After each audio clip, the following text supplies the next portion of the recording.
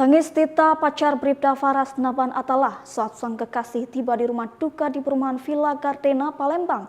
Usai tewas diserang bandar narkoba di Lahat Rabu 22 Januari 2025. Kepergian Bribda Faras membawa duka mendalam bagi keluarga dan Tita.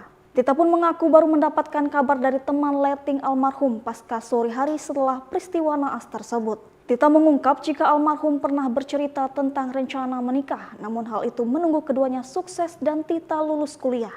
Tita menyebut terakhir kali ia bertemu dengan almarhum ialah sekitar tanggal 10 Januari 2025.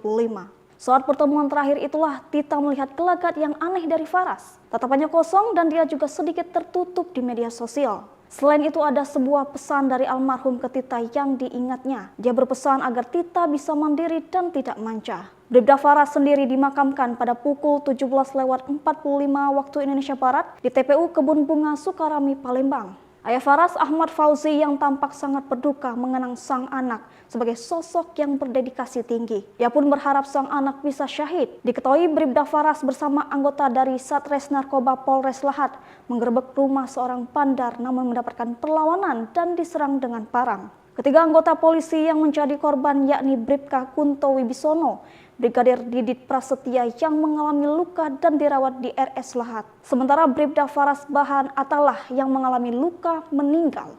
Kini Kapolri Jenderal Listio Sigit telah menaikkan pangkat Bribda Faras menjadi Bribtu. Download Tribun X sekarang, menghadirkan lokal menjadi Indonesia.